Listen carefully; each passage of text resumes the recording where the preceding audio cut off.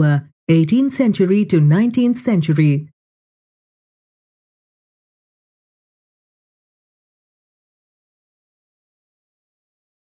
Growth of British power in India. After shattering the French dreams of building an empire in India, the English East India Company began to strengthen its foothold in India. With the help of its army and vast resources in India, the EEIC set out on a path of conquest and territorial expansion.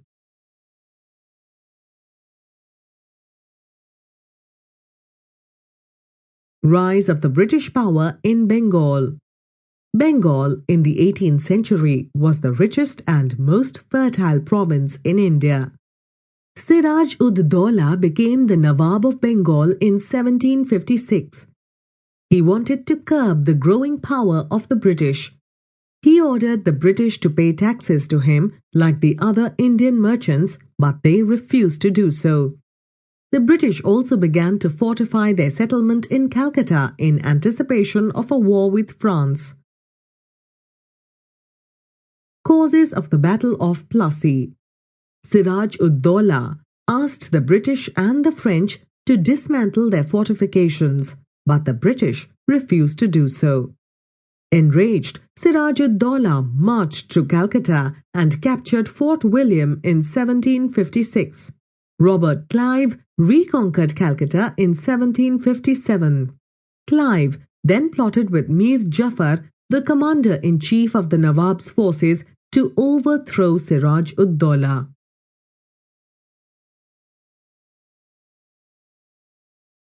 The Battle of Plassey. Robert Clive led the British forces to Plassey. The Battle of Plassey was fought on 23rd June 1757. A major part of the Nawab's army under the command of Mir Jafar did not take any part in the battle. Realizing that he had been betrayed, the Nawab fled from the battlefield. He was killed and Mir Jafar was proclaimed the Navab of Bengal. Importance of the Battle of Plassey. The Battle of Plassey was a turning point in the history of India. It paved the way for the establishment of the British rule in Bengal and eventually the rest of India. The British became virtual rulers of Bengal and drained its wealth. When Mir Jafar did not meet the demands of the British, they replaced him with Mir Qasim in 1760. The Battle of Buxar.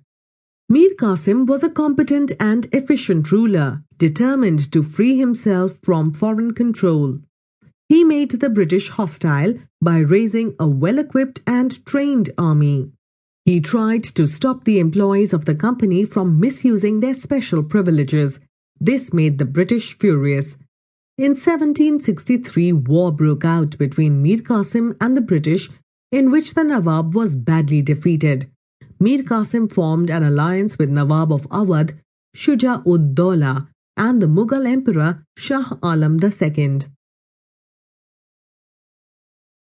The British defeated the combined forces of the three allies in the Battle of Buxar in 1764. This victory established the British as the masters of Bengal, Bihar and Orissa, and gave them political influence and control over Awadh and the Mughal Emperor. Robert Clive became the governor of Bengal.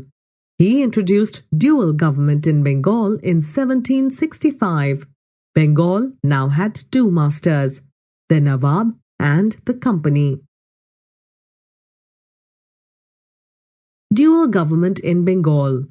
In the dual government system, the Nawab was responsible for the administration while the Company had the military power and the right to collect revenue. The Company had powers without any responsibility, while the Nawab had no resources to execute his responsibilities. This ruined Bengal. In 1772, Warren Hastings became the governor of Bengal. He abolished dual government and introduced many administrative reforms.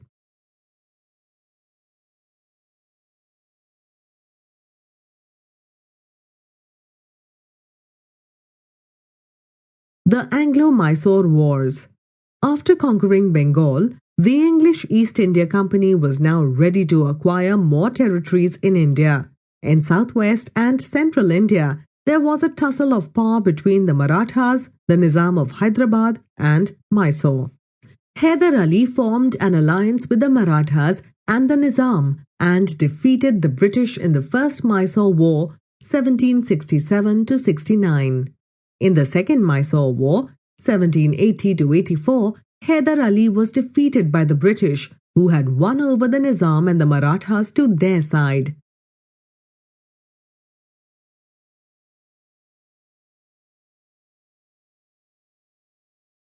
Tipu Sultan, Hyder Ali's son, continued the Second Mysore War. The war came to an end with the signing of a peace treaty in 1784. The Second Mysore War was followed by Third and Fourth Mysore Wars, that is, in 1790–99. In 1789, Tipu Sultan attacked Travancore, which was an ally of the British. Lord Cornwallis, the Governor-General, formed an alliance with the Nizam and the Marathas. War broke out in 1790. Tipu Sultan was defeated and forced to sign the Treaty of Seringapatnam. Tipu Sultan refused to acknowledge the British as masters. Lord Wellesley declared war on him in 1799. Tipu Sultan died defending Seringapatnam, his capital. Nearly half of his kingdom was annexed and divided between the British and their ally, the Nizam. After 4 wars which spanned over 32 years, the power of Mysore was crushed. Lord Wellesley formed the subsidiary alliance to subjugate the Indian powers. Under this system, British offered Indian rulers help against external attacks and paid for the maintenance of the troops.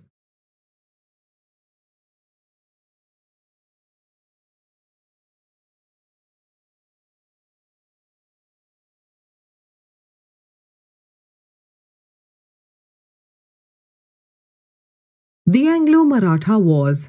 The First Anglo-Maratha War, 1775–82, broke out between the Marathas and the British over the issue of the succession of Peshwa Narayan Rao. After a 4-year battle, the two sides signed the Treaty of Salbai in 1782.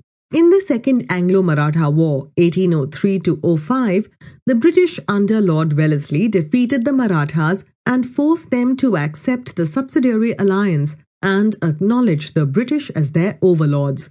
The Marathas were finally subjugated after the Third Anglo-Maratha War, 1817–1818.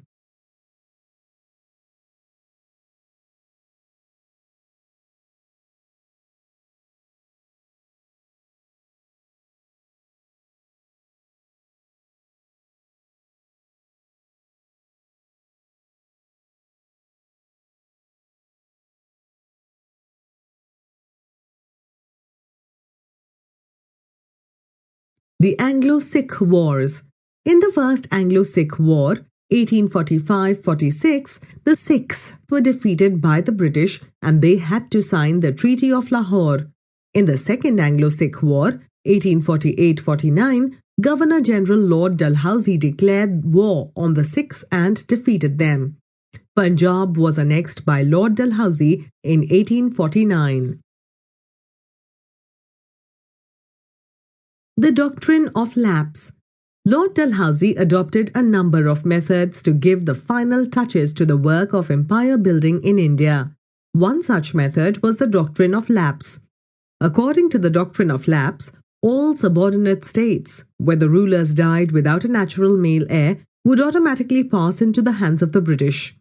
Lord Dalhousie annexed Satara, Jhansi and Nagpur by applying the Doctrine of Lapse.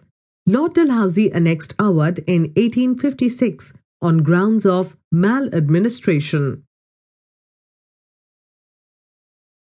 The growth of British power. By 1856, the English East India Company had brought the whole of India under its control. This was because of a lack of unity among Indian rulers and lack of efficient and organized administration in the Indian states. Backed by superior military and economic resources, the British eliminated all their rivals and established themselves as the supreme power of India.